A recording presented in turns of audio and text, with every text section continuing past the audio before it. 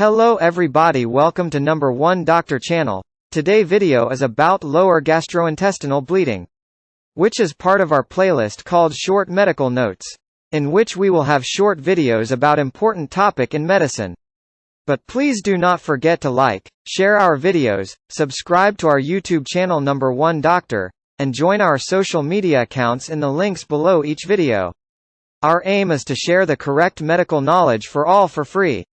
Share and be shared. Today we will talk about lower gastrointestinal bleeding. This is caused by a number of possible conditions. It is, like upper GI bleeding, a common question in finals. The mainstay of investigation is colonoscopy and/or angiography, and patients only occasionally require emergency surgery.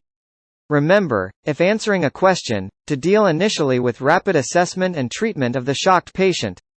The causes of a lower GI bleed are as follows: hemorrhoids, carcinoma, diverticular disease, angiodysplasia infective or ischemic colitis, polyps, fissure, ulcerative colitis. The age of the patient is important. For example, hemorrhoids, cancer, diverticular disease and angiodysplasia are the most common in elderly patients, whereas infective colitis and ulcerative colitis are more common in young people. In the history, note the frequency and amount of bleeding. The color, bright red blood, is suggestive of lower GI bleeding, whereas dark red blood could be either upper or lower GI bleeding.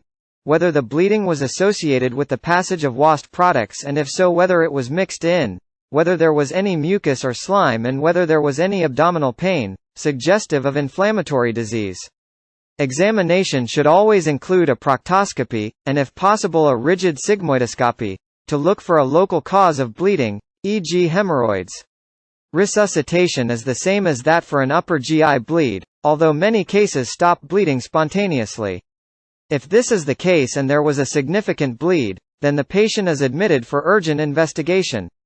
If the bleed is small and stops spontaneously, then the patient may be able to be investigated colonoscopically as an outpatient.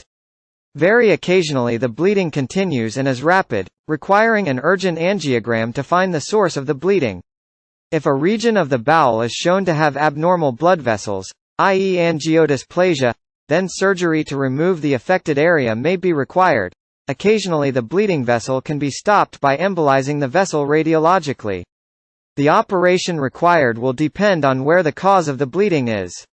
In many cases it is impossible to tell from the history whether the bleed was from the upper or the lower GI tract, and in these cases the patient needs a gastroscopy initially to rule out an upper GI lesion. Thanks for watching our video and hope to see you again in next videos. Do not forget to see other videos in our channel. With my best wishes. Dr. Atef Ahmed.